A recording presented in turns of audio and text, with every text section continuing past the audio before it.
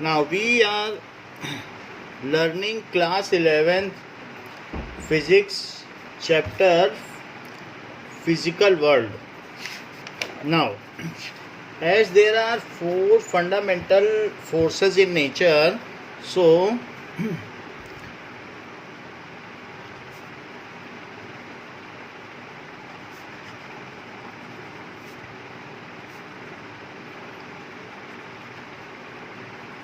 we have got familiar with first kind of force, that is the gravitational force. So first force अभी तक हमने पता कर लिया है, it is सर पूरी शीट विजिबल नहीं है.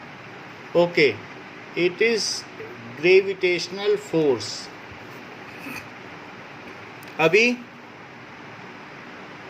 किस Yes, sir. किस साइड का कट रहा है?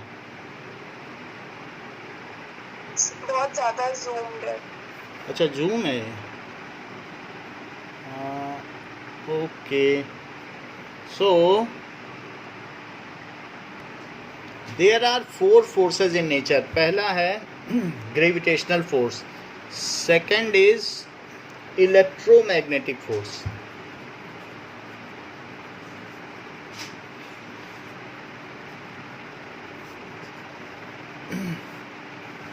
now electromagnetic force, it is 10 to the power 38 times stronger than gravitational force.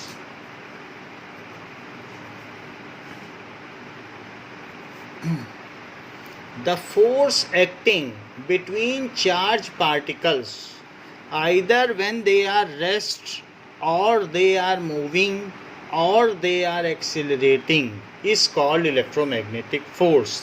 The force exists, जो force exist करता है, exist between, the force which exists between two charged particles,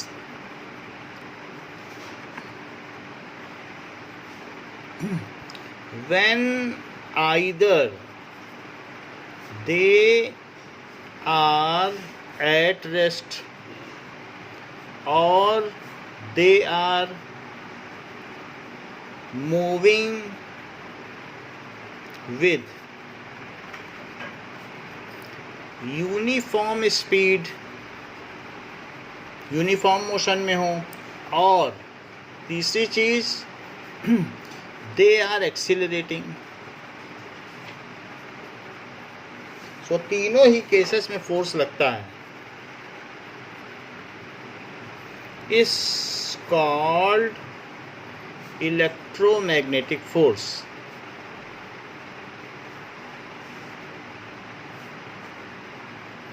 charge particle जो है, that can be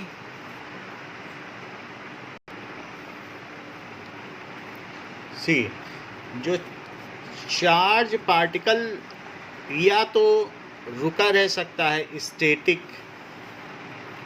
और या चल सकता है. चार्ज पार्टिकल दो तरीके से काम कर सकता है, आइदर इट इज़ स्टैटिक और मूवेबल.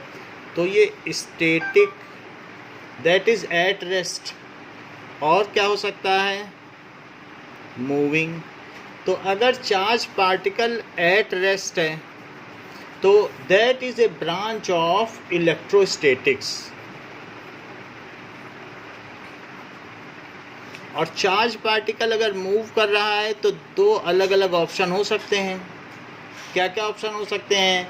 या तो moving with uniform speed in a single direction, so that is uniform motion में हो सकता है.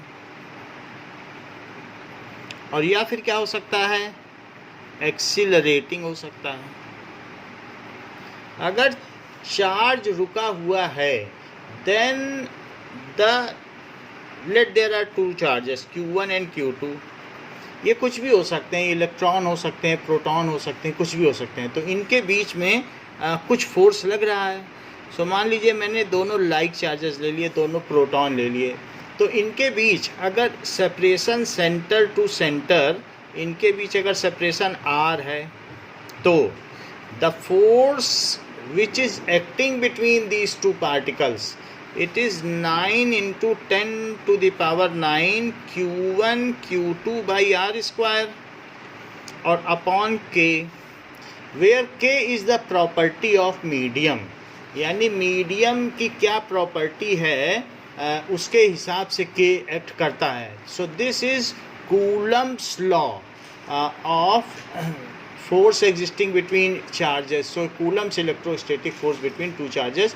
ये चैप्टर फर्स्ट चैप्टर है फिजिक्स का, जो कि हम 12th में पढ़ेंगे.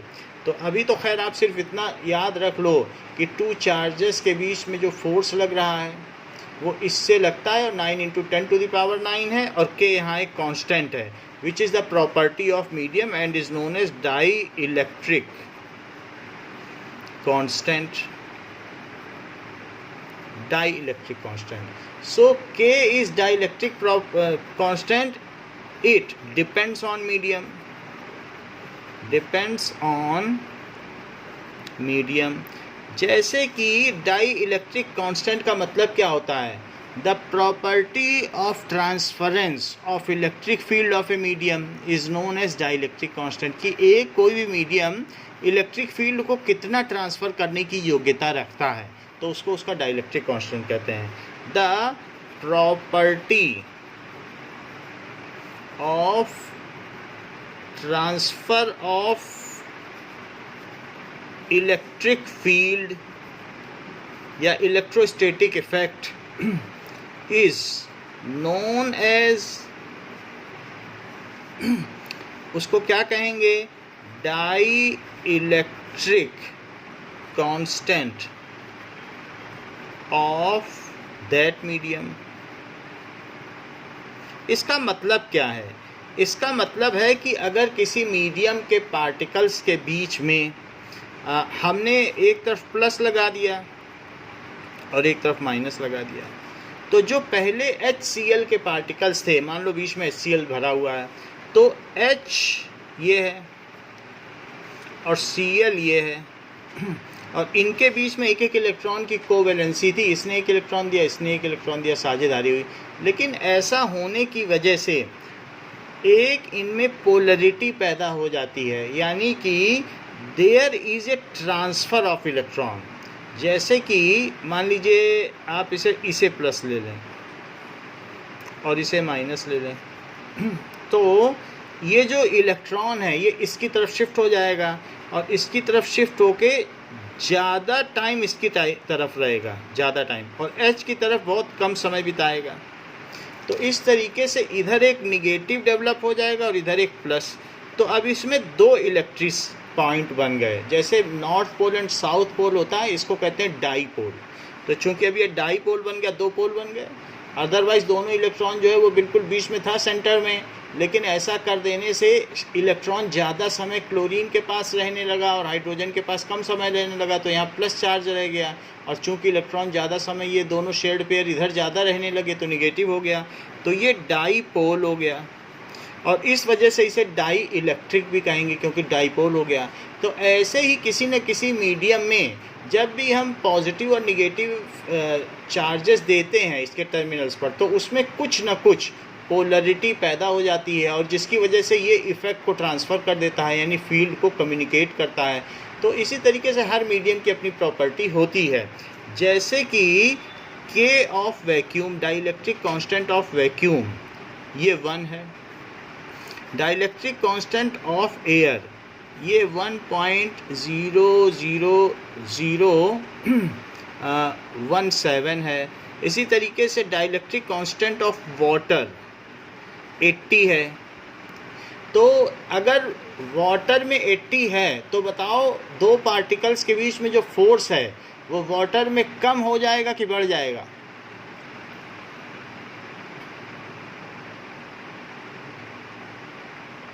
Himanshi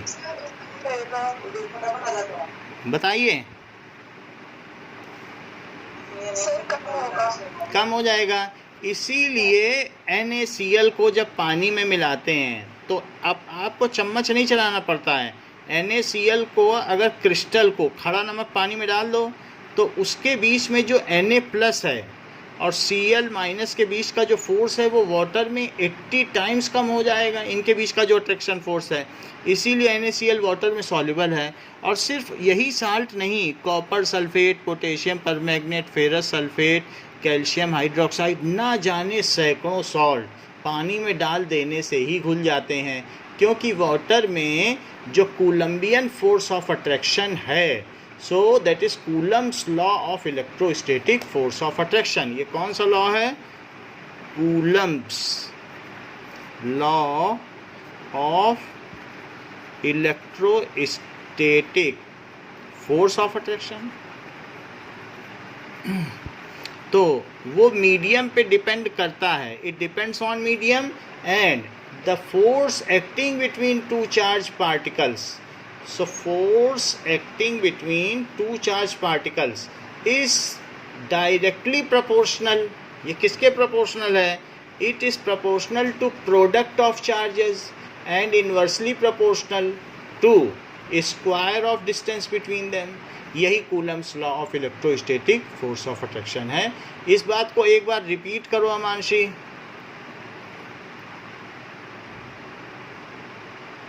The force between charges is directly proportional to the product of charges and inversely proportional to the square of distance between them. That is Coulomb's law of electrostatic force of attraction, provided that the charges are at rest and they are particulate। वो बहुत छोटे छोटे होने चाहिए और rest पे होने चाहिए, तो तभी ये लॉ लागू होता है। सो हम लोगों ने देखा कि रेस्ट पर होगा तो इस लॉ से गवर्न होगा। तो हमने अलग अलग मीडियम के बारे में भी देख लिया। माइका है, जैसे सन माइका के हम लोगों की वो इलेक्ट्रिक बोर्ड बनता है जहाँ स्विचेस होते हैं, वो माइका होता है। तो माइका के केस के लिए इसकी वैल्यू 6 है, पेपर के लिए इसकी वैल्यू 5 है, ऐसे अलग अलग सबके लिए होती है। तो हम लोगों ने ये देखा चार्ज अगर रुका है तो भी हम उसे इलेक्ट्रोमैग्नेटिक फोर्स के अंतर्गत रखेंगे, बट वो इलेक्ट्रोस्टैटिक्स में पढ़ा जाएगा क्योंकि चार्ज एट रेस्ट है। Now second is if moving, और अगर यूनिफॉर्म मोशन में है तो क्या होगा बताओ?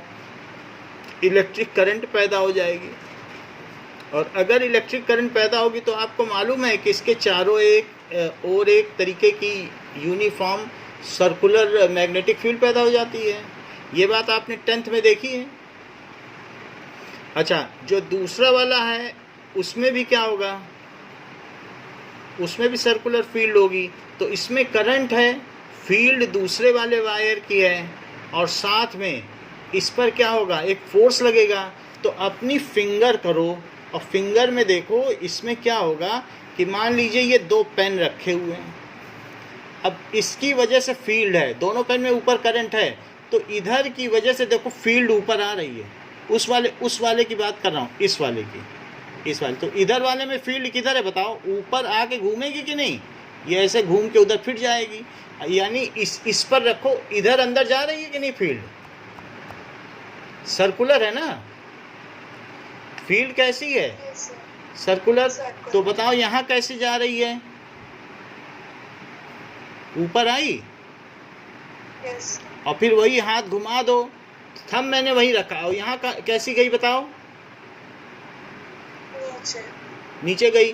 तो इस वाले वायर पे हम फ्लेमिंग्स लेफ्ट हैंड रूल लगाते हैं। अब इसमें लिखो FBI, अपने लेफ्ट हैंड में F, B और I। अब जरा चेक करो, ये है F, B और I।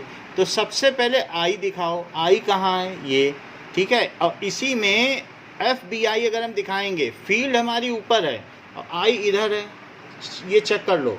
तो इस तरीके से यही है B, ये B हो गया, I ऊपर हो गई, तो फोर्स देखो किधर है? इधर हुआ। तो इसको आप करके देख सकते हैं, यही हाथ है ये सारा। तो मैंने सबसे पहले इसको सेट किया, ये I है, I इधर कर दिया, B ऊपर आ गया, और फोर्स देखो इधर। तो इस तरीके से इस वाले में फोर्स किधर हुआ? इधर। तो FBI करके आप पता कर सकते हैं। अच्छा, इस वाली की फील्ड देखो, तो अब देखो ये है, तो इस वाले में बी फील्ड होगी। राइट हैंड के मैक्सवेल रूल से निकालना, अब राइट हैंड से, तो राइट हैंड में थंब इधर करो तो बताओ इसके लिए फील्ड अंदर जाती हुई सर्कुलर है ना, तो इधर की ओर कैसी जाती हुई, इस पे लॉक करो इस वाले पे, तो अंदर जाती हुई है कि नहीं फील्ड, ऐसे घूम रही है फील्ड, तो यहाँ से अंदर जाएगी कि नहीं, यहाँ से अंदर गई ना, समझ में आए तो पूछो, फील्ड अंदर गई कि नहीं, और फिर इधर से फिर ऊपर चली जाएगी। अच्छा इसमें फील्ड अंदर गई है, करंट ऊपर है, तो फिर से इसमें देखो FBI, तो फील्ड अंदर जा रही है, तो ये हमारा हाथ है, B को मैं अंदर ले रहा हूँ, now I am taking B inside दूसरे वाले वायर के लिए। सो ये देखो B अंदर ले लिया, करंट इधर ले ली, तो फोर्स इधर हो गया, यानी हमने B अंदर ले लिया। आप अपने लेफ्ट हैंड रूल से लगा सकते हैं, तो B अंदर, बीच वाली उंगली, करंट ऊपर, तो फोर्स इधर, तो इस तरीके से इस वाले पे इधर फोर्स हो गया। यानी कि आपको मैंने कल एम्पियर की डेफिनेशन भी बताई थी, दैट वाज इन केमिस्ट्री। सो उसमें भी ये बताई थी बेसिक कॉन्सेप्ट्स ऑफ केमिस्ट्री में, कि जो फोर्स पर यूनिट लेंथ होता है वो 2 × 10⁻⁻7 और I1 I2 और बाई R, बोलो ये बात होती है कि नहीं। तो इस तरीके से when the charges are uniform motion then they produce static magnetic field, यानी वो ऐसी मैग्नेटिक फील्ड प्रोड्यूस करते हैं जो चेंज नहीं होती, और उस मैग्नेटिक फील्ड के इंटरेक्शन की वजह से उनके बीच में एक तरीके का फोर्स ऑफ अट्रैक्शन लगता है, जो कि फ्लेमिंग्स लेफ्ट हैंड रूल से निकाला जा सकता है। और जो इसकी डायरेक्शन है वो कैसे निकाली जा सकती है, फील्ड की डायरेक्शन, तो फील्ड की डायरेक्शन तो हम निकाल सकते हैं, दैट इज़ हम अपने इस हाथ से निकाल सकते हैं ये। सो दिस इज़ करंट, और ये जो है इट इज़ फील्ड, तो फील्ड ऐसे निकाल लो राइट हैंड रूल से। और साथ में दूसरा हमने क्या बताया कि फ्लेमिंग के लेफ्ट हैंड रूल से आप क्या निकाल सकते हैं, दैट इज़ ये। सो इससे F, B और I, तो 2 रूल लगाना है, ये राइट हैंड रूल है और ये कैसा है, लेफ्ट हैंड। मैक्सवेल का राइट हैंड रूल लगा दो, फ्लेमिंग का लेफ्ट हैंड, ये B के लिए, फॉर फाइंडिंग B। तो B पता कर लिया, B पता करने के बाद जब B पता हो गया तो उसके बाद FBI लगा दो। तो ऐसा घर में करके देखना, नहीं समझ में आएगा तो फिर से बताएंगे।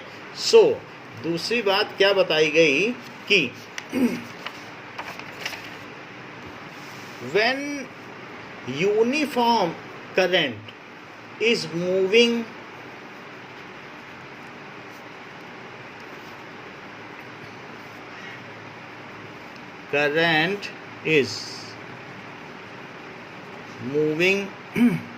then it produces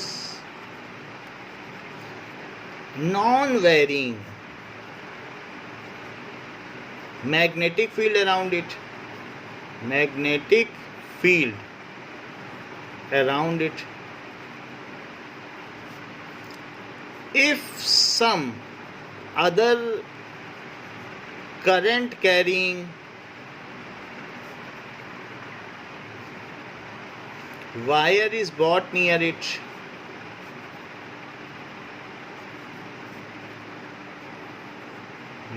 जरा ये बात देखो कि मान लीजिए कि आपके पास एक रॉड है जिसको कि आपने किसी स्टैंड में लगा रखा है, और इस स्टैंड में आपने ये वायर बांध दिया। अब इसी वायर में आप क्या करें, नाउ टेक 1 रॉड, और यहाँ से भी 1 रॉड, तो एक रॉड ले लें, तो और इसमें भी इन दोनों को अब सेल से जोड़ दें। ये एक 10th का एक्सपेरिमेंट है, सेल से जोड़ दिया और इसके चारों तरफ एक मैग्नेट ले आएं। तो when you bring magnet near it, ऐसे एक मैग्नेट ले आइए। सो जैसे ये आपने इसके चारों तरफ एक मैग्नेट ले लिया, सो दैट इज़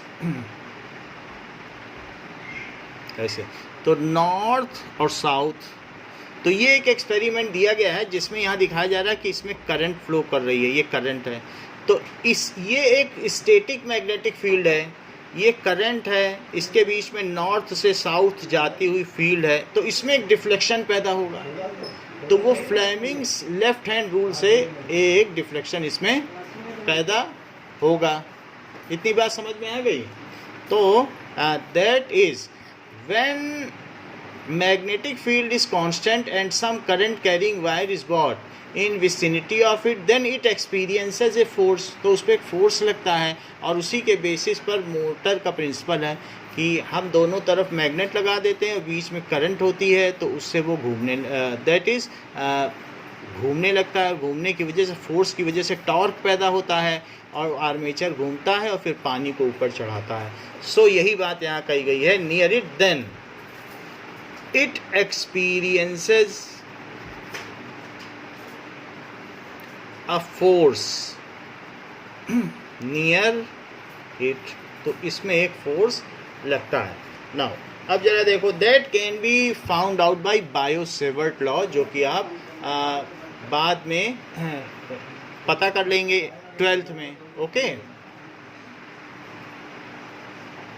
नाउ तो ये तो हमने आपको बता दिया कि चार्ज अगर रुका है तो क्या फार्मूला है, चार्ज चल रहा है तो क्या फार्मूला है, बायो-सेवर्ट लॉ से आपको बता दिया। That is 2 × 10⁻⁷ I1 I2/R। And तीसरी चीज़, अगर चार्ज चल रहा है then it does not depend on medium, और चार्ज रुका है तो अलग अलग मीडियम में अलग अलग होगा, और मैक्सिमम वैक्यूम में होगा, क्योंकि वैक्यूम के लिए डाइलेक्ट्रिक कांस्टेंट की वैल्यू 1 है जो कि मिनिमम है। और तीसरी चीज़ क्या है, when charge is accelerating. So if charge is accelerating then it produces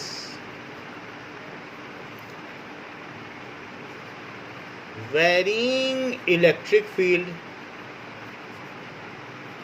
जरा देखो, कभी भी चार्ज अगर कहीं है तो एक जैसे चार्ज प्लस है, तो ये बताओ कि इसके बगल में अगर दूसरा चार्ज लाया जाए तो वो कहाँ भागेगा? क्या इधर भागेगा? अच्छा, यहाँ लाया जाए तो कहाँ भागेगा? यहाँ भागेगा। यहाँ लाया जाए, ठीक है।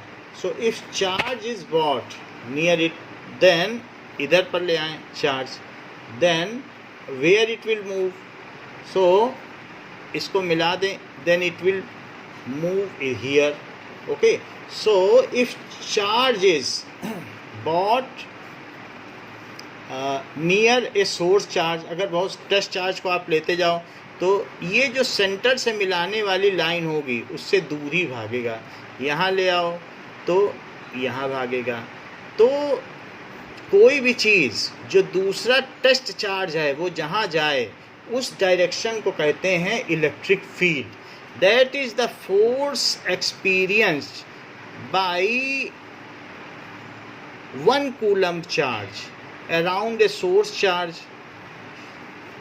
is called electric field around that source charge। तो पॉजिटिव चार्ज के चारों तरफ ये इलेक्ट्रिक फील्ड है। इलेक्ट्रिक फील्ड, ये इलेक्ट्रिक फील्ड हो गई। जहाँ पॉजिटिव चार्ज जाए एक चार्ज के चारों तरफ तो वो इलेक्ट्रिक फील्ड कही जाएगी। तो यहाँ जाएगा, इट इज़ रेडियली आउटवर्ड। कैसी है? Radially outward. अच्छा, हमने आपको कल बता दिया था ग्रेविटेशनल फील्ड कैसी होगी अर्थ के केस में। चूंकि दूसरा मास किसकी तरफ आएगा? अर्थ के सेंटर की तरफ आएगा। तो ग्रेविटेशनल फील्ड कैसी होगी? Radially inward. ये अर्थ है। तो इस केस में बताइए ग्रेविटेशनल फील्ड किधर बताई गई आपको? सो हाँ, gravitational field is radially inward। Now gravitational field radially inward। अच्छा, अब मान लो कि मैं यहाँ पर एक निगेटिव चार्ज ले लूँ तो अपने पॉकेट में एक 1 कूलम का चार्ज हमेशा रखना और उस पर जो फोर्स लगे, तो बताओ ये निगेटिव चार्ज ले लिया, ये प्लस है, 1 कूलम का प्लस चार्ज है, तो बताओ ये पास आएगा कि दूर जाएगा? ये तो प्लस चार्ज है, तो निगेटिव के पास आ जाएगा। +1 कूलम का चार्ज लो तो उस पर जो फोर्स लगता है वही फील्ड होती है। यहाँ भी देख लो, मैंने 1 kg मास लिया था, 1 kg मास पे जो फोर्स लगता है वो ग्रेविटेशनल फील्ड है। 1 कूलम चार्ज पे जो फोर्स लगता है भागेगा, प्लस से तो प्लस भागेगा ना, तो रेडियली आउटवर्ड फील्ड हो गई। लेकिन निगेटिव अगर हमारा सोर्स चार्ज है और मुझे इसकी फील्ड निकालनी है, तो चारों तरफ मैं +1 कूलम चार्ज ले जाऊं, उस पर फोर्स किधर लगेगा बताओ? अंदर लगेगा कि बाहर? तो इसलिए हमेशा +1 कूलम चार्ज अपने पॉकेट में रखो और वो जिधर जाए तो उस पर वो फील्ड हो जाएगी। कई बार क्या होता है, ग्रुप ऑफ चार्ज हो सकते हैं, कहीं पर हजारों चार्ज होंगे, तो ऐसे केस में फील्ड कैसे पता लगाओगी? अपने पॉकेट से +1 कूलम चार्ज निकालो, वो जिधर भागे उस पॉइंट पर फील्ड वही होगी। जैसे ग्रुप ऑफ सेलेस्टियल बॉडीज़ होंगी, कहीं सूरज चांद सितारे होंगे, तो अपने पॉकेट से 1 किलो का मास निकालो, वो जिधर गिरे समझ लो वहीं ग्रेविटेशनल फील्ड है। बात समझ में आ गई कि नहीं? इसी तरीके से +1 कूलम पर जो फोर्स लगे और जो उसकी डायरेक्शन हो वही इलेक्ट्रिक फील्ड होती है। The electric field is the force experienced by unit positive charge. Electric field क्या है? Electric field is the force experienced by unit positive charge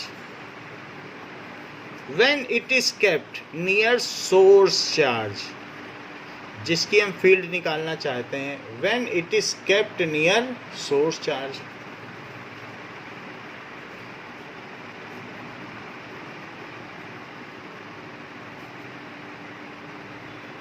तो दिस इज इलेक्ट्रिक फील्ड। तो यहाँ हमने देखा, For negative charge, electric field is radially inward, और for positive charge, तो negative charge के लिए radially inward और positive charge के लिए कैसी है? It is radially outward। बोलो, बात समझ में आ गई? ठीक है, तो इस तरीके से when charge is exhilarating then it produces varying electric field। Electric field का मतलब तो आपको समझ में आ गया ना, उसके चारों तरफ जो प्रभाव है उस चार्ज का, उसको हम फील कर सकते हैं। अपनी पॉकेट से 1 कूलम चार्ज निकाल के उसके ऊपर जो फोर्स लगेगा वही फील्ड है। इलेक्ट्रिक फील्ड को ई से डिनोट करते हैं, that is force per unit charge. Force per unit charge, जितना फोर्स लग रहा है, मान लो अगर आपने 2 कूलम चार्ज निकाला, उस पर 10 न्यूटन लग रहा है, तो हम कहेंगे 1 कूलम पे कितना लगेगा? That is equals to 5 newton. तो that is electric field, 1 coulomb पे जो चार्ज लगे। जैसे मान लो 2 kg की कोई चीज़ है, तो वो अर्थ की ओर उस पर कितना वेट लगेगा बताओ? mg लगेगा। तो बताओ ग्रेविटेशनल फील्ड क्या हो जाएगा? W/m। यही तो ग्रेविटेशनल एक्सीलरेशन या ग्रेविटेशनल फील्ड होगी। तो W कितना वेट हो जाएगा? अगर 2 kg की चीज़ है तो 2 × 9.8 है, सो दैट इज़ 19.6 और डिवाइडेड बाई 2 kg, तो 9.8 हो गई ग्रेविटेशनल फील्ड। समझ में आ गई ना बात? एक kg पर जितना फोर्स लगे उसको क्या कहेंगे? ग्रेविटेशनल फील्ड या ग्रेविटी या gravitational acceleration. Have you got the idea? उसी तरीके से अगर हमारे में 2 कूलम पे 10 न्यूटन लग रहा है, तो 1 कूलम पे कितना लगेगा? वही इलेक्ट्रिक फील्ड है। सो जब चार्ज एक्सिलरेट करता है, when charge is accelerating, then it produces varying electric field. Electric field vary करती है, और अगर इलेक्ट्रिक फील्ड वेरी करेगी तो क्या होगा? Varying electric field produces varying magnetic field. मान लो करंट को स्विच ऑन स्विच ऑफ करो, जैसा कि ऑर्स्टेड ने किया था, तो उससे मैग्नेटिक फील्ड पैदा होती है और उससे बगल में रखा हुआ मैग्नेट का कंपास डिफ्लेक्ट कर जाता है। बोलो ऑर्सेट का एक्सपेरिमेंट पढ़ा है आपने कि नहीं, magnetic effect of electric current में। सो जब इलेक्ट्रिक फील्ड वेरी करेगी, इलेक्ट्रिक फील्ड क्यों वेरी करेगी, क्योंकि चार्ज चल रहा है, ऐसे ऐसे ऑसिलेट कर रहा है। So when charge is oscillating तो वेरिंग इलेक्ट्रिक फील्ड होती है, और वेरिंग इलेक्ट्रिक फील्ड क्या करती है,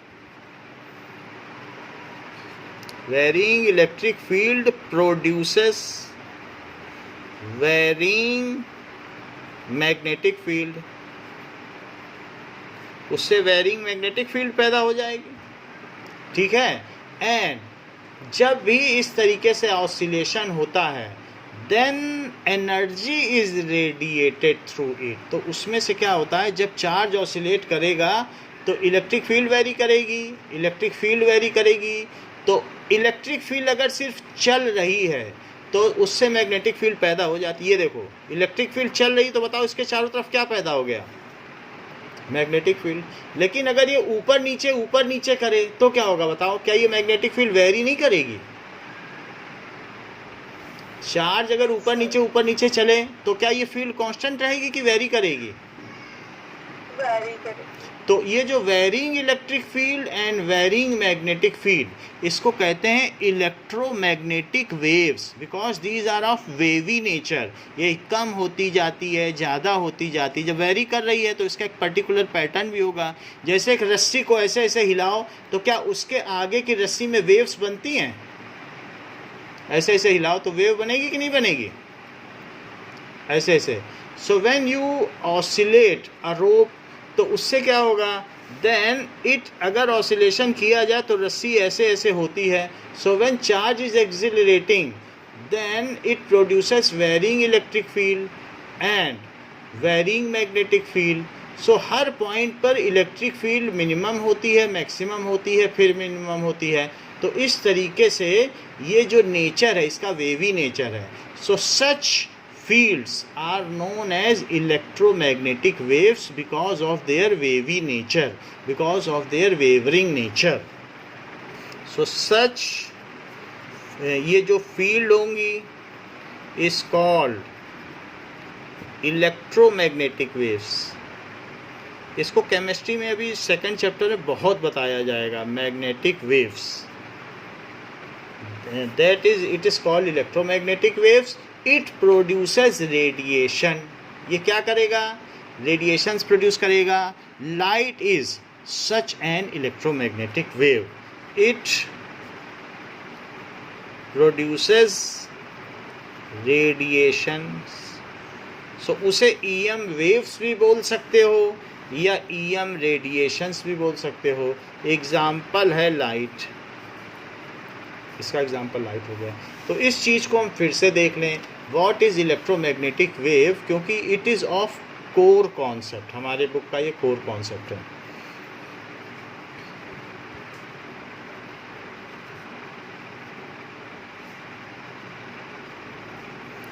दैट इज़, अभी तक मैंने कहा एक्सिलरेटिंग चार्जेस, अब कह रहा हूँ ऑसिलेटिंग चार्जेस। ऑसिलेटिंग का मतलब जितना उधर जाए टू में उतना फ्रो में जाए। टू एंड फ्रो मोशन में एक जितना अपने मीन पोजीशन से दोनों ओर बराबर जाए। सो दैट इज़ ऑसिलेटिंग। बोलो, ऑसिलेशन भी एक तरीके का एक्सिलरेशन है।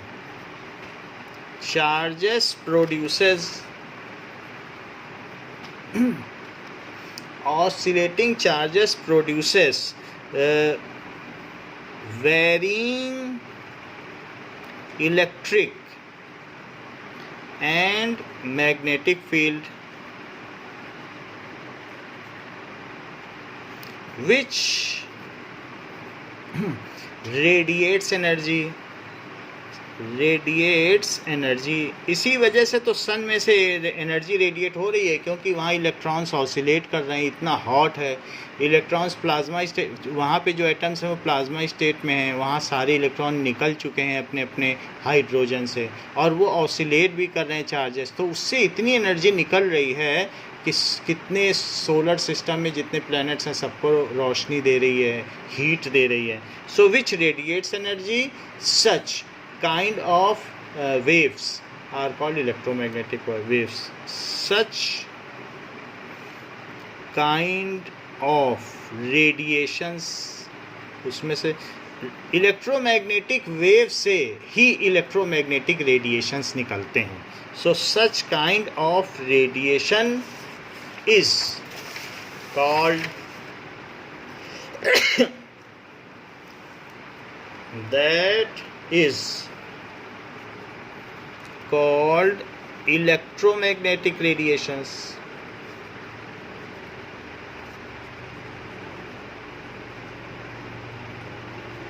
ठीक है, electromagnetic radiations are produced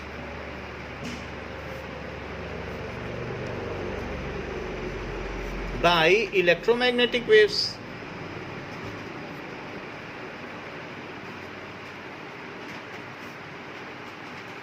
This theory is projected by James Maxwell. This theory is projected. ये probably सबसे ज़्यादा इम्पॉर्टेंट थ्योरी है अभी तक की. जितनी भी थ्योरी प्रोडक्ट की गई है, अभी तक प्रोड्यूस की गई है, सबसे ज़्यादा इम्पॉर्टेंट है ये. So this theory is projected by James Maxwell. या given by James Maxwell. James Maxwell ने ये theory the. So example of electromagnetic radiation, जैसे हमने पहले भी आपको बताया, लाइट इलेक्ट्रोमैग्नेटिक रेडिएशंस हैं. एक्स रेज जो हमारे ऊपर डाली जाती हैं, फ़ोन से हम बात करते हैं तो उनमें से रेडियो वेव्स निकलती हैं. तो रेडियो वेव्स भी उसी तरीके की हैं.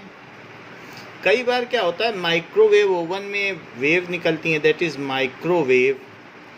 कभी कभी हमारे एटमॉस्फेयर में ओजोन होल हो जाता है तो अल्ट्रा वायलेट रेज हमारे पास आती हैं, स्किन कैंसर कर देती हैं, कॉर्निया की बर्निंग कर देती हैं, mutation in the pregnant women's baby कर देती हैं. तो ये सारी चीज़ें कर देती हैं. तो इसलिए अल्ट्रा वायलेट रेज, कभी कभी हम लोगों के बॉडी से जो हीट निकलती है उसको कहते हैं इंफ्रारेड रेज.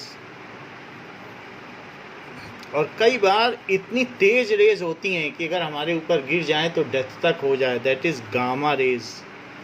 तो ये सारी की सारी rays, these are electromagnetic radiations, जिसमें कि गामा रेज, फिर एक्स रे, फिर यूवी रेज, फिर विजिबल रे, और उससे कम एनर्जी इंफ्रारेड रेज, उससे कम माइक्रोवेव की है, और उससे कम रेडियो वेव्स की है. So these are the pattern of energy of various rays. So this is in decreasing order of energy. तो एनर्जी इस साइड बढ़ रही, गामा की सबसे ज़्यादा एनर्जी होती है, एनर्जी.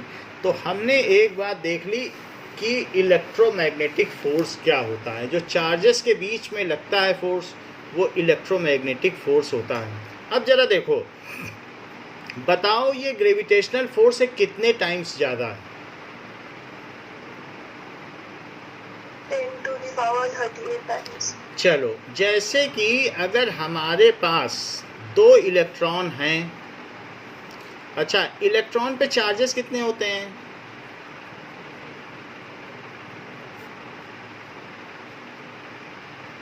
बोलो, इतना होता है? क्यू, तो दोनों का क्यू समझ में आ गया? बताइए. और इनके बीच की डिस्टेंस मान लो r है, और इन्हीं इलेक्ट्रॉनों के मासेस क्या होंगे? तो इन्हीं इलेक्ट्रॉनों के जरा मासेस देखो, तो that is 9.1 into 10 to the power -31 kg, और दूसरे वाले का mass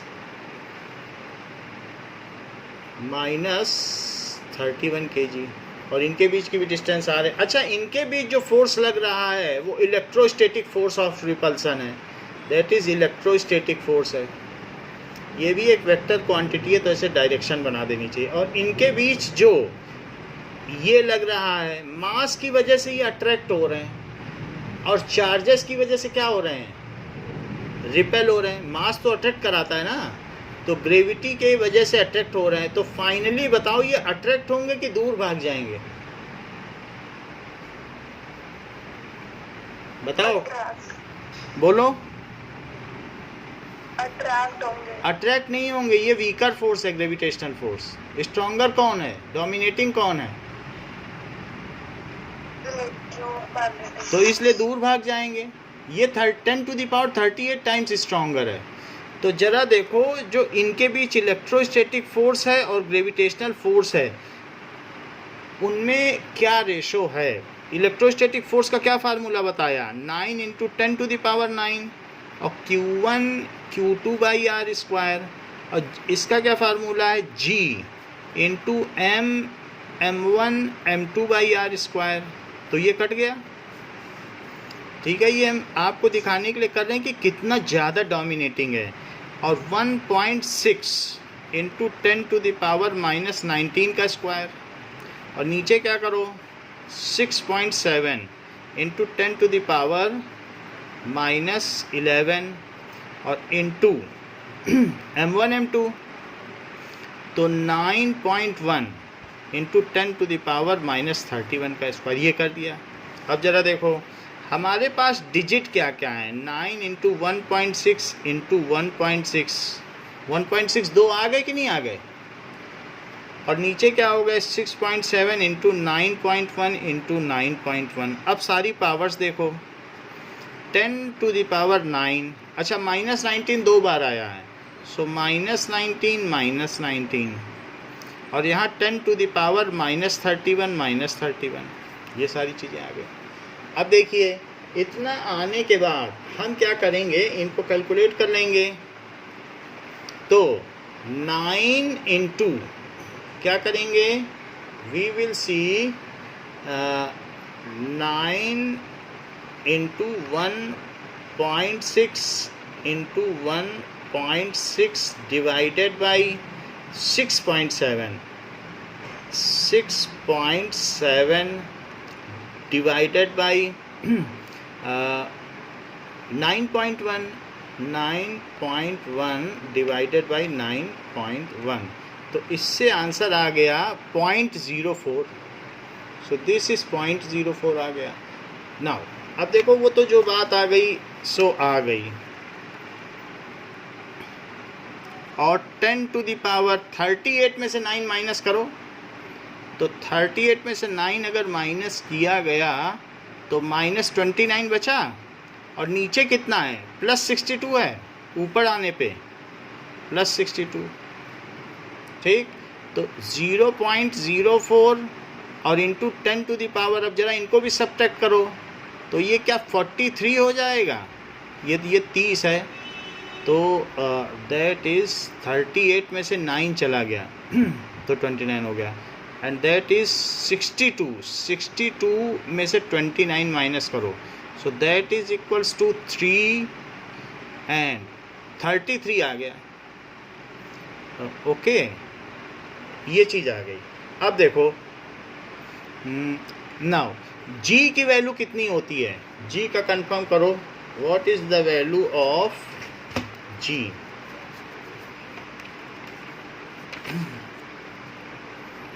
that is gravitational force -11। ये सब ठीक है। तो और कोई चीज़ -19 हो गया, बाकी सारी चीज़ें ठीक हैं। और ये भी ठीक है, 9 हो गया, -62 हो गया। तो अब यहाँ पर अगर मैं इसे 4 कर दूँ, तो 4 करने पर ये बड़ा कर दिया, तो ये क्या हो गया, 35 हो गया कि नहीं हो गया? सो इस केस में 35 हो गया, और अदरवाइज और दूसरे केसेस में 38 तक भी जाता है। So we can say that the force acting between ये 38 था और ये 9 था, तो दैट इज़ 38 और 9, सो इट इज़ 29। तो ये सब ठीक है। सो यू हैव सीन कि ये कितना ज़्यादा है। तो बोलो, इलेक्ट्रोमैग्नेटिक फोर्स डोमिनेट करता है ग्रेविटी पे कि नहीं?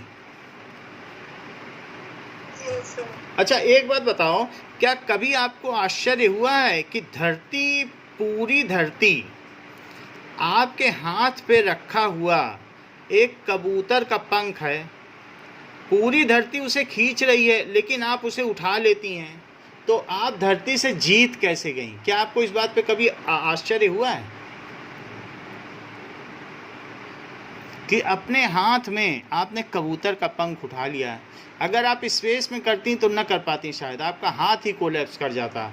ऐसा इसलिए होता है क्योंकि हमारी पूरी बॉडी में नेगेटिव चार्ज है और अर्थ में भी नेगेटिव चार्ज है। तो अर्थ में नेगेटिव चार्ज है और हमारी जो बॉडी है, तो बॉडी में ही हमने ये इसको ले रखा है ये, तो ये नेगेटिव चार्ज होने की वजह से इनमें रिपल्शन बहुत है। और वही रिपल्शन बताओ इस फैदर में भी आ गया, तो इस निगेटिव चार्ज से ये दूर भाग रहा है। ये निगेटिव है ना, तो ये भी दूर भाग रहा है, ये भी दूर भाग रहा है। और इसी फैदर पे नीचे कितना लग रहा है? W = mg। और ऊपर क्या फोर्स लग रहा है? ऊपर फोर्स लग रहा है Q1 Q2/r² वाला कूलम का। लेकिन पूरी धरती हार गई और आपने जो फोर्स लगाया, आपने बहुत थोड़े से फोर्स से उसे उठा लिया। Otherwise it was very hard to क्या करना, इसको उठाना बड़ा मुश्किल था।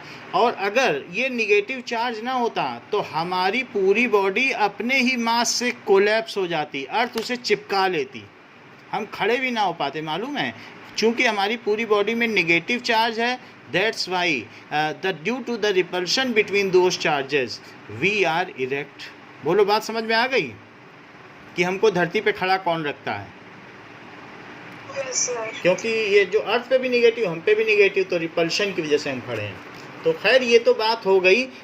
We have seen electromagnetic force. Electromagnetic force के हमने सभी एस्पेक्ट देख लिए हैं। नाउ अब हम आगे देखते हैं कि इलेक्ट्रोमैग्नेटिक फोर्स की डेफिनीशन देख ली हमने कि जो वेरिंग ऑसिलेटिंग चार्ज है या एक्सीलेटिंग चार्ज है, उसकी वजह से वेरिंग इलेक्ट्रिक या मैग्नेटिक फील्ड होती है, तो उसकी वजह से इलेक्ट्रोमैग्नेटिक वेव्स होती हैं और इलेक्ट्रोमैग्नेटिक रेडिएशन। अब देखो, it is of two nature. कौन कौन से इसके टू नेचर हैं? चाहे मैग्नेटिक ले लो, मैग्नेटिक ओरिजिन भी तो इलेक्ट्रोस्टैटिक ओरिजिन है। जो मैग्नेटिक फोर्स है वो चार्जेस के चलने की वजह से ही तो है। तो it is of two nature, that is attractive, और दूसरा repulsive. It is at a distance force, की कॉन्टैक्ट फोर्स है।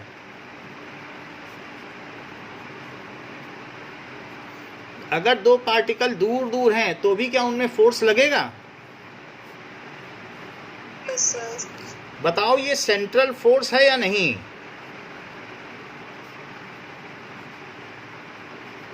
अमांशी सर है, क्योंकि जो चार्ज पार्टिकल है वो सेंटर से सेंटर मिलाने वाली लाइन में ही या तो दूर भागेंगे या पास आएंगे, इधर उधर तो नहीं भाग जाएंगे। इधर ही तो भागेंगे ना, इस लाइन पे ही दूर भागेंगे। कि इधर भी भाग सकते हैं? नहीं भाग सकते हैं। जैसे मैग्नेट को रख देते हो तो दूर भागते हैं कि कहीं भी भाग जाते हैं? लाइन टू लाइन मिलाने वाले से ही तो दूर भागते हैं कि नहीं, कि इधर उधर भी भाग जाते हैं? बताइए। सो इट इज, हाँ, it is central force. Is it obey inverse square law? बोलिए। Yes, sir. उससे क्या कंक्लूजन निकला कि ये इनवर्स स्क्वायर लॉ को अगर ओबे कर रहा है तो उससे क्या आप कंक्लूड करती हैं? बताइए। Now in that case what you conclude?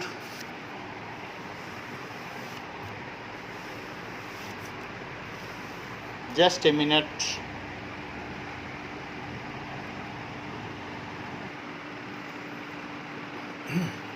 It obeys inverse square law.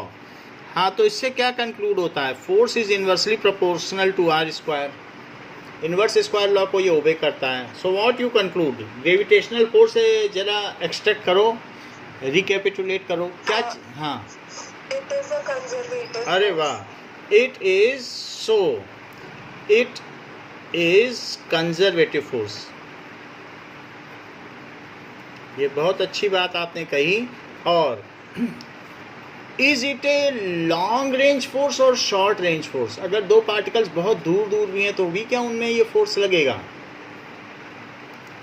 So it is long range force, long range force है। Is it depends on medium? बोलो। Yes, sir. It depends on medium. Primarily ये Coulomb's जो law है उसी पर सब कुछ बात कही गई है। मीडियम, ये मीडियम पे डिपेंड करता है, ठीक है। And it is least, the force is least in vacuum, highest, the force is highest, क्योंकि उसके लिए k की वैल्यू जो है 1 होती है इन वैक्यूम। तो ये मीडियम पे भी डिपेंड करता है।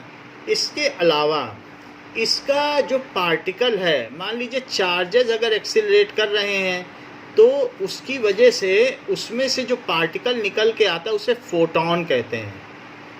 तो इसी वजह से फोटॉन की वजह से फोटोलिसिस कहते हैं, फोटोसिंथेसिस। वही पार्टिकल हमारे हाथ पे गिरता है, यानी जो हम कहते हैं कि लाइट पार्टिकुलेट है, एनर्जी का पैकेट है, तो वो एनर्जी का पैकेट वेव की तरह चलता रहता है। तो इन पार्टिकल्स को क्या कहा जाता है? फोटॉन।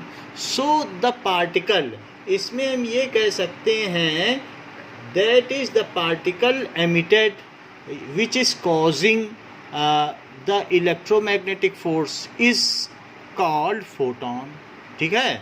सो इसका जो कॉजेटिव पार्टिकल है जिसकी वजह से फोर्स लग रहा है, कहा जाता है कि कुछ ना कुछ एट ए डिस्टेंस में अपने आप तो कुछ नहीं होता, कुछ ना कुछ तो फील्ड होती है, तो फील्ड का कोई ना कोई रीज़न भी होता होगा। तो ये कहा जा सकता है the causative particle behind this. So the particle या packet of energy radiated in EM waves, उसको कहेंगे एक्सचेंज पार्टिकल्स। दो पार्टिकल के बीच में जो फोर्स लग रहा है, सन ने हमारे तक हमसे जो कुछ भेजा, तो उसको कहेंगे exchange particles. So the particle radiated in EM waves, that is exchange particle. Exchange particles is photon. हमने आपको पिछले वाले में नहीं लिखाया, आप लिख लेना, exchange particle of gravity is graviton. अभी साइंटिस्ट पता नहीं लगा पाए हैं, जो एट ए डिस्टेंस फोर्स है तो वो लोग सोचते हैं कुछ ना कुछ तो होगा, ग्रेविटी से निकलता होगा, जिसकी वजह से ग्रेविटेशनल फील्ड है। जैसे सन से कुछ निकला तो वो हमारे तक पहुंचा तो एनर्जी है, तो फोटॉन पहुंचा, एनर्जी का पैकेट पहुंचा, उसी से हमें हीट लगी। तो जैसे एज एक्सचेंज पार्टिकल ऑफ ये ग्रेविटेशनल फोर्स को क्या कहा जाएगा? Is graviton. तो उसका एक्सचेंज पार्टिकल क्या हो गया? ग्रेविटॉन हो गया। वैसे इसका एक्सचेंज पार्टिकल क्या हो गया? फोटॉन। जितने भी एट ए डिस्टेंस फोर्स हैं वो इसी तरीके से हैं। नाउ स्प्रिंग फोर्स,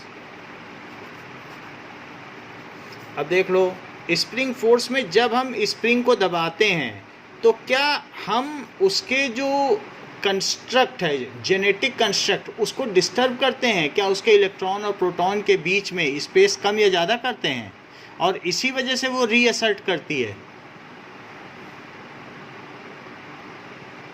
भाई आप स्प्रिंग को दबाओगे तो क्या उसके कंस्ट्रक्शन को या उसके जो भी बॉन्डिंग है उसी को तो कम ज़्यादा करोगे।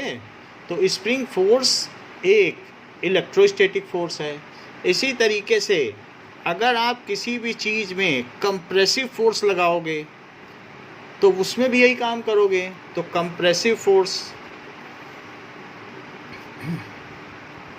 ऐसे ही जब टू पार्टिकल्स के बीच में फ्रिक्शन लगेगा तो फ्रिक्शन में भी उनके बीच में कुछ जो चार्जेस हैं उनके बीच में अट्रैक्शन हो जाता है, और उसको तोड़ने के लिए आप फोर्स लगाते हो, मूव कराने के लिए। तो फ्रिक्शन फोर्स ये, या ड्रैग फोर्स, या विस्कस फोर्स वाटर के पार्टिकल के बीच में। तो वाटर है, तो वाटर में क्या होता है कि ये माना जाता है कि बहुत सारी लेयर एक दूसरे के ऊपर चल रही हैं। So it is a kind of laminar flow, जैसे कि ताश के पत्ते चलते हों। सो उसको कहते हैं विस्कस फोर्स। ये सबसे ज़्यादा तेज़ चलेगा, फिर ये धीरे और फिर ये धीरे, दैट इज़ विस्कस फोर्स। ये भी एक ड्रैग फोर्स है। या टेंशन फोर्स, किसी चीज़ को खींचो तो वो अपनी पुरानी पोजीशन में वापस आने की कोशिश। एक होती है कि कंप्रेस करो और एक होता है खींचो, तो वो अंदर आना चाहेगी अपनी ओरिजिनल लेंथ, उसको कहते हैं टेंशन फोर्स। तो tension force are of electrostatic origin. तो ये सारे के सारे फोर्स जो हैं ये किस तरीके के हैं? ये इलेक्ट्रोस्टैटिक फोर्स ही हैं। उन्हीं से एक्सप्लेन किया जाएगा आपके आगे के आने वाले चैप्टर्स में। Are of electrostatic origin. So इस तरीके से हमने आपको बता दिया कि इस इलेक्ट्रोस्टैटिक फोर्स क्या होता है। It is second strongest force in nature. तो सबसे ज़्यादा सेकंड स्ट्रॉन्गेस्ट फोर्स है इन नेचर में। Now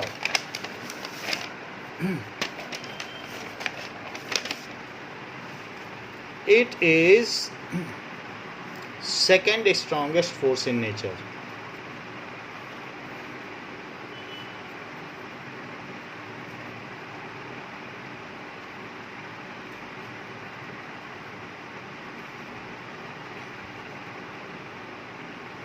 The strongest force is a strong nuclear force which is 100 times greater than this.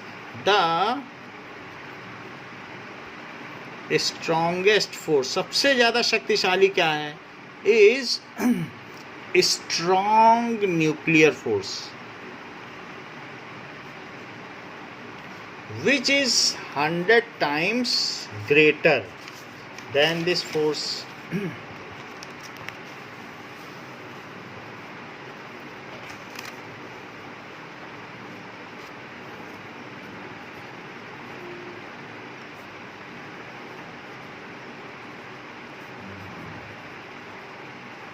greater than this force।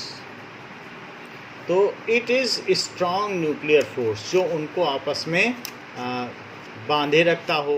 तो now third one is strong nuclear force। ये है क्या force? strong nuclear force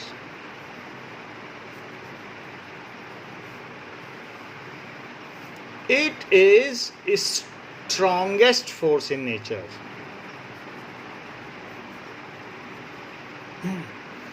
in nature which binds subatomic particles of nucleons। subatomic particles of nucleons। Nucleons का मतलब है proton and neutron. क्या आप छोटी क्लास चाहिए, आपके मन में ये सवाल नहीं उठ रहा है कि न्यूक्लियस के अंदर सभी तो प्रोटॉन रहते हैं, फिर वो भाग क्यों नहीं जाते? बताइए। Is this question is not arising since 7th और 8th कि अगर वो प्रोटॉन है तो उन्हें भाग जाना चाहिए। फिर ऐसी क्या चीज़ है? इलेक्ट्रोस्टैटिक फोर्स तो कहता है वो भाग जाएं, उनमें रिपल्सन होना चाहिए। तो क्या कोई ऐसी चीज़ है जो प्रोटॉन्स को इतने छोटे से स्पेस में, क्योंकि न्यूक्लियस इतना छोटा है किसी एटम में, जैसे एक कॉस्को की बॉल पूरे जोधपुर में रखी हो। अगर जोधपुर को एटम मान लो तो एक कॉस्को की बॉल न्यूक्लियस है, इतना छोटा है। That is it is having 0.00001% of the total volume of any atom. तो इस तरीके से इतने छोटे कन्फाइंड स्पेस में इतने सारे प्रोटॉन रह लेते हैं और अट्रैक्टेड रहते हैं, बंधे रहते हैं। कौन सी ऐसी ताकत है जो इन सारे प्रोटॉन्स को बांधे रखती है? That is strong nuclear force. तो स्ट्रॉन्ग न्यूक्लियर फोर्स को फिर इलेक्ट्रोस्टैटिक फोर्स से ज़्यादा शक्तिशाली होना चाहिए। सो that is it is strongest force in nature which bind सब एटॉमिक पार्टिकल्स ऑफ न्यूक्लियॉन्स। जैसे कि अब हम जरा इसे देखें कि हीलियम के न्यूक्लियस में हम ये मानते हैं कि 2 प्रोटॉन हैं और 2 न्यूट्रॉन हैं। अब देखो बाकी इलेक्ट्रॉन भी होंगे, but we are not in concern with those electrons. But actually क्या होता है कि जो हीलियम का न्यूक्लियस है, उस न्यूक्लियस में 4 प्रोटॉन है और एक भी न्यूट्रॉन नहीं है। हीलियम के न्यूट्रॉन एक भी नहीं है। अच्छा, तो फिर इन्हें भाग जाना चाहिए। इनके ऊपर पाई मेसॉन्स बैठे रहते हैं, इसको कहते हैं पाई मेसॉन्स। पाई मेसॉन्स का जो मास होता है, so mass of pi mesons it is 1/137 times mass of electron. ये इलेक्ट्रॉन से भी हल्के हैं। वैसे हम जानते हैं mass of electron 1/18 36 times of mass of proton. Electron proton से हल्का और पाई मेसॉन इलेक्ट्रॉन से हल्के। अब ज़रा देखो, जो चार्ज ऑन पाई मेसॉन है वो चार्ज ठीक ठीक इलेक्ट्रॉन के चार्ज के बराबर है, जो कि -1.6 × 10⁻⁻19 कूलम है। यानी चार्ज तो इनका इलेक्ट्रॉन के बराबर है, लेकिन ये हल्के हैं। और प्रोटॉन का चार्ज क्या होता है? That is charge of proton, it is 1.6 × 10⁻⁻19 coulomb. तो अगर मान लो ये किसी प्रोटॉन पे बैठ गए, अगर ये प्रोटॉन पे बैठ गए तो दोनों का इक्वल चार्ज है, तो क्या ये न्यूट्रल हो गया? बताइए। If pi meson sits on proton, तो दोनों का चार्ज तो सेम है, ये हल्के बहुत हैं, तो आराम से ये मूव कर सकते हैं। ठीक है, सो ये अगर इस पे बैठ जाए, both are having equal and opposite charge, तो इसने इसको क्या बना दिया? न्यूट्रॉन। और इसको इसने क्या बना दिया? न्यूट्रॉन। तभी ये दोनों भागने लगे, क्योंकि इनके ऊपर तो कोई नहीं बैठा है। न्यूट्रॉन न्यूट्रॉन तो नहीं भागेंगे। जब ये भागने लगे तो ये पाई मेसॉन्स उठ के इसके ऊपर बैठ गए, फिर वो भागने लगे, तो उसके बाद वो पाई मेसॉन्स उठ के इसके ऊपर बैठ गए। आपको मालूम है कि 1 सेकंड में ये कितनी बार उठते बैठते हैं? 1 2 3 4 5 6 7 8 टाइम्स ऑसिलेट पर सेकंड। 1 सेकंड में इतनी बार उठते बैठते हैं, यानी 10⁸ हर्ट्ज इनकी फ्रीक्वेंसी है। कितनी लार्ज है, कितनी बार और कितनी मुश्किल से बांधे रखते हैं। जब वो भाग रहा है तो उसे पकड़ा, फिर ये भाग रहा है तो उसको पकड़ा। यानी एट ए टाइम ये 2 को तो न्यूट्रॉन बना के रखते हैं, बाकी 2 प्रोटॉन रहते हैं, और वो आपस में न्यूट्रॉन और प्रोटॉन अदला बदला करते हैं। कोई फिक्स नहीं है कि यही न्यूट्रॉन रहेगा। सो दीज आर, ये इस तरीके का फोर्स है उठने बैठने वाला। ये कोई सेंट्रल फोर्स तो है नहीं, जो प्रोटॉन भागेगा उस पर बैठ जाएंगे। तो इसलिए ये जो फोर्स है ये कैसा है? This is non central force. ठीक है, here you can say the binding particles are pi mesons. Binding particles इसमें क्या हो गए? Binding particles are pi mesons. Pi mesons हो सकते हैं। So which have 10⁸ oscillations per second. Per second इनके इतने ऑसिलेशंस हैं।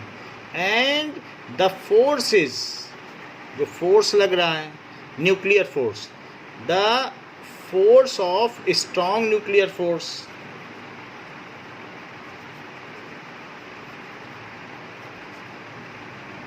Is non central force.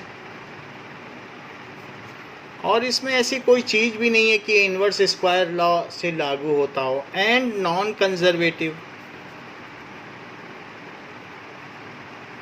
ये नॉन कंजर्वेटिव है। It is only attractive force in nature. इनका रिपल्सन नहीं है, इनका काम सिर्फ अट्रैक्ट करना है। It is only of attractive type.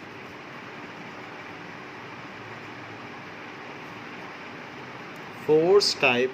अच्छा, अगर मान लो कोई प्रोटॉन भाग गया बाहर, जैसे हमने देखा कि यूरेनियम और इससे ऊपर के रेडियो एक्टिव एलिमेंट्स हैं, उनमें अल्फा बीटा भागते रहते हैं, तो क्या ये पाई मेसॉन उसको पकड़ने जाएगा कि भागने देगा? अगर उसके पीछे भागेगा तो यहाँ से सारे प्रोटॉन ही भाग जाएंगे। तो इसलिए ये शॉर्ट रेंज फोर्स है, सिर्फ 10⁻⁻15 मीटर की डिस्टेंस के अंदर अंदर ये लगता है, यानी 1 फेम्टोमीटर या 1 Fermi distance. So this force acts, it is a short range force which acts only up to the range of this. It is short range force which acts only up to the range of 10⁻⁻15 metre, या इसे कह सकती हो 1 फेम्टोमीटर, या इसे कह सकती हो कि 1 FM, या इसे कह सकती हो 1 फर्मी डिस्टेंस।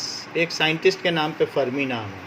तो ये शॉर्ट रेंज फोर्स है, और चूंकि एटम के अंदर कोई मीडियम नहीं होता, so it does not depend on medium, it does not depend on medium. तो इसमें एक्सचेंज पार्टिकल्स क्या हैं, बोलो?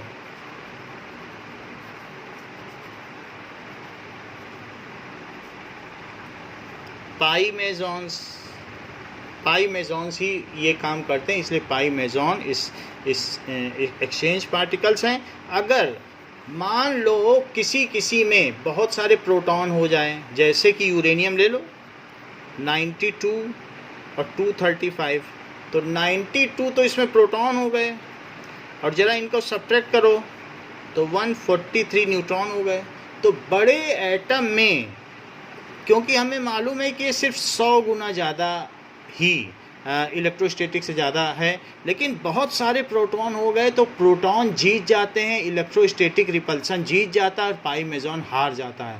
और इसी वजह से इनमें रेडियो एक्टिव डिके होता है, इनमें अल्फ़ा पार्टिकल निकलते हैं, बीटा, क्योंकि प्रोटॉन बढ़ते जाएंगे तो एक टाइम ऐसा आएगा ये सिर्फ 100 गुना तो ज़्यादा ही स्ट्रॉन्ग है।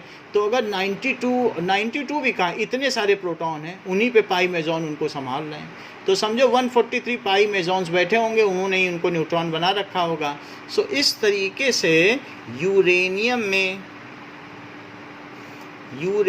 क्या होता है कि 92 प्रोटॉन है, और साथ में 92 प्रोटॉन है और 143 न्यूट्रॉन है। तो it is very difficult for pi mesons. फिर और ज़्यादा क्लियर करना चाहो तो ये कह सकते हो कि 235 प्रोटॉन और 143 पाई मेजॉन, सिर्फ ये बात है। But it is difficult for pi mesons, क्योंकि रशिया में देखो, इतना बड़ा रशिया था, तो जब तक वो वहाँ के व्लादिमीर पुतिन कहीं एक जगह जाएंगे तो अजरबैजान में, तो आर्मेनिया में, अब वहाँ हफ्ते भर तो उनको जाने में लगेगा, फिर दूसरी जगह जाएंगे 1 वीक लगेगा, तो बड़े रीजन को संभालना बड़ा मुश्किल है। तो पाई मेजॉन यहाँ से वहाँ, वहाँ से वहाँ अगर ऐसे करेंगे तो it is very difficult for them to bind all the particles, as repulsive force between proton is getting dominated. Now there are several protons. इसी वजह से तो न्यूट्रॉन भी ज़्यादा लगे, क्योंकि अब आप देखो हीलियम में 4 प्रोटॉन था, तो 2 प्रोटॉन पे 2 ही न्यूट्रॉन थे, आसानी से बांध लिया था। और जब ज़्यादा प्रोटॉन होने लगे तो 92 प्रोटॉन के लिए 143 न्यूट्रॉनों की ज़रूरत पड़ी। तो जब ज़्यादा प्रोटॉन होने लगते हैं तो बहुत सारे पाई मेजॉन चाहिए उनको एक साथ बांधे रखने के लिए। और जब यहाँ पर न्यूट्रॉन अपॉन प्रोटॉन का रेशो 1.5 से ज़्यादा हो जाता है, तो ऐसे टाइम पे वो एलिमेंट रेडियो एक्टिव हो जाता है। That is radio active. Radio active क्या है? एट दैट टाइम इनमें गुटबाजी होने लगती है, यानी कि 4 प्रोटॉन और 2 पाई मेजॉन ये गुट बना के निकल जाते हैं। इसी को और क्या कह सकते हो? इसको कह सकते हो कि 2 प्रोटॉन और 2 न्यूट्रॉन, क्योंकि 2 पाई मेजॉन जिस पे बैठ जाएंगे वो निकल जाएगा। इसको कहते हैं अल्फा रेडिएशन, यानी रेडियो एक्टिव एलिमेंट से अपने आप धीरे धीरे ये निकलने लगेंगे कि यहाँ तो स्टेबिलिटी है नहीं, चलो हम लोग बाहर चलें, बाहर इलेक्ट्रॉन हमें मिल जाएंगे और वहाँ हम हीलियम का एटम बना लेंगे। तो ये अल्फा रेडिएशन कहेंगे, रेडिएशन या अल्फा डिके कहेंगे, क्योंकि अल्फ़ा निकल गया, अल्फ़ा का क्षय हो गया। तो नुकसान हो गया, तो अल्फ़ा डिके। अच्छा, इसके पीछे पीछे फॉलोड बाई एक पाई मेजॉन और निकल जाता है।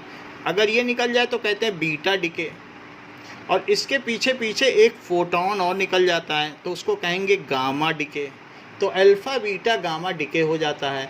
So in the atoms having atomic number greater than uranium, there are alpha and beta and gamma decay spontaneously taking place due to unstable nucleus, and this is called radioactivity.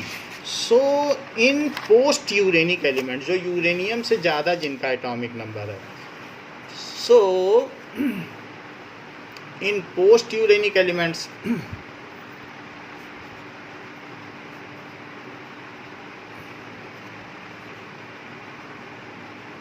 that is atomic number greater than 92, electrostatic force starts dominating over strong nuclear force. Hence nuclear जो binding force of nucleus है becomes weak.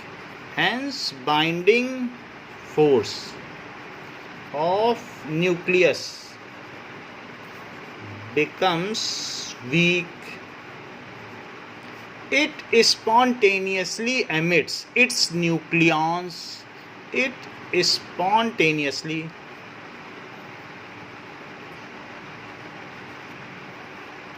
emits its nucleons. So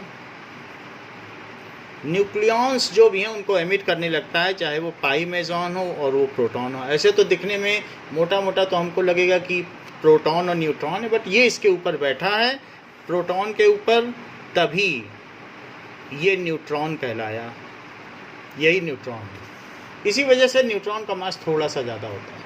so emits it's nucleons, ठीक है, as alpha particles निकलते हैं, beta particles यानी पाई मेजॉन का decay, and gamma radiations. Gamma एक energy है तो रेडिएशन बोला जाएगा, ये चीज़ है।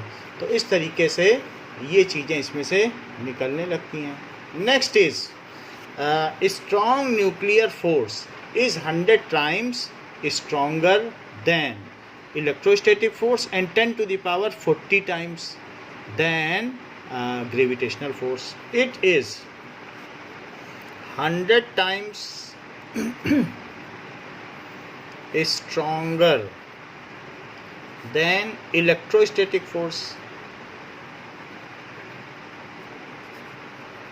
भाई Fn nuclear force electrostatic force से 10 to the power 2 times stronger है, लेकिन Fe क्या है, वो Fg से कितना ज़्यादा है, 10 to the power 38 है।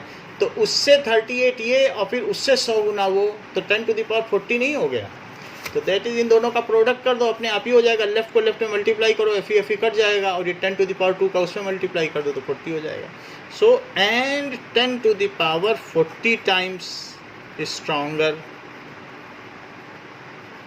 than gravitational force.